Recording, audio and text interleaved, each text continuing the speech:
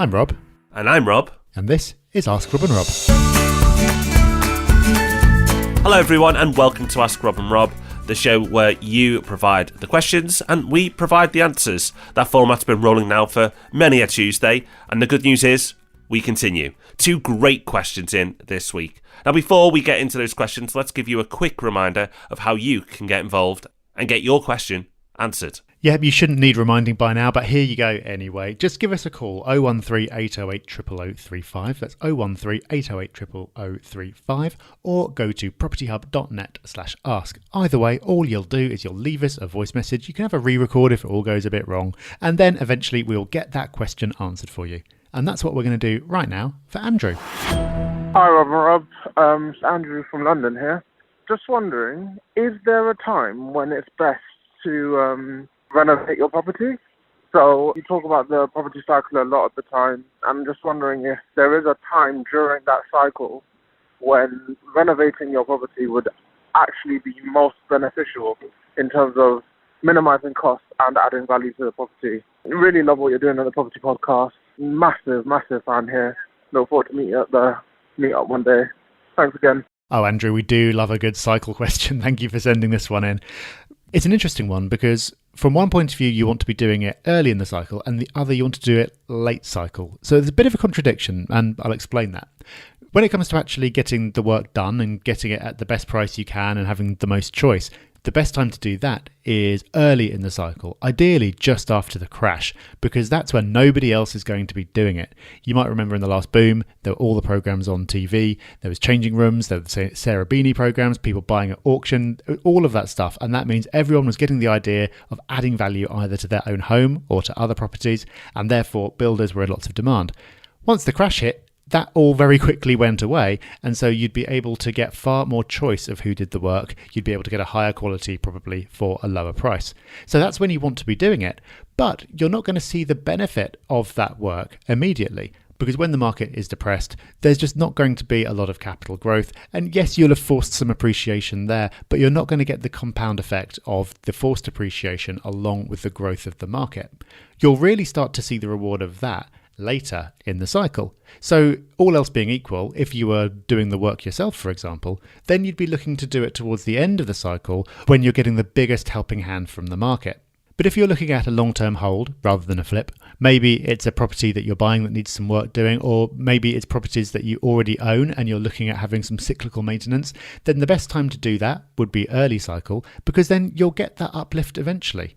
It's not going to give you a quick profit, but that's not what you wanted. What it is going to do is potentially allow you to increase the rent, and it's going to give you an easier holding period. And then as the cycle matures, you'll see the benefit of the capital value uplift as well. Win-win. So thank you, Andrew, for your question, and thank you, Kiki, for this question. Hi Rob and Rob, my name is Kiki. I'm a 23-year-old working on my property business. Firstly, I just want to thank you both for all the effort you put into the content you provide us listeners. The information and support you give is completely invaluable. My question is regarding derelict housing. From what I understand and from what I've heard, some areas up north have schemes run by councils to bring up and revive houses that are not currently in use. Now, I've heard all sorts from houses being offered for very low prices, all the way to councils providing monetary grants to investors to revive these houses. I wanted to know what your both your thoughts were on derelict housing as a strategy, and if you either of you have gone about reviving houses or areas which are derelict. I love this show because when you think we've covered all angles and all subjects, you get a question that's just completely different to anything that's been asked before. Now, for those who aren't familiar with what Kiki is talking about here, there are schemes, most commonly found in Northern England, where you can buy a house from the local authority, the council, for sometimes as low as £1. Incredible, right? Let's buy them all. It's not quite that simple, and it's not as exciting and as appealing as it may sound, although it could be great for some people. What the local authority is trying to do is encourage people back into areas of their towns or cities that have been left to rot pretty much. These areas have often been abandoned where there's little or nobody left, and they want to regenerate that area.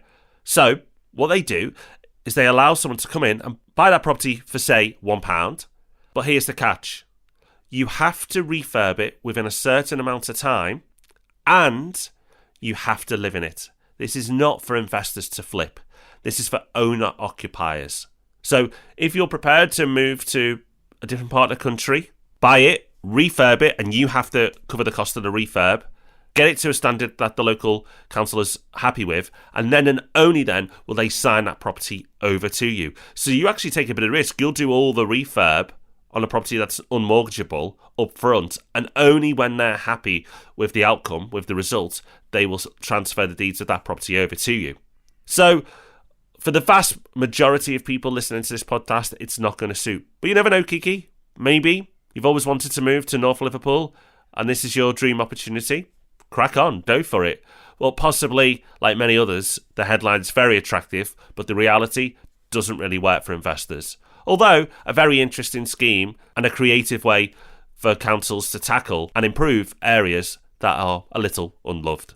Yeah, and there might be other schemes where those exact requirements aren't in place, where grants are available and you can use them as investment, for example. But still, I'd be thinking, if those schemes are in place, it's probably not going to be the absolute best area of town.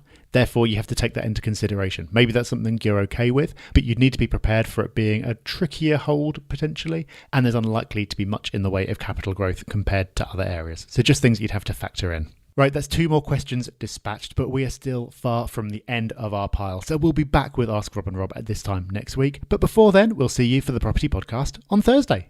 Bye-bye. Bye-bye.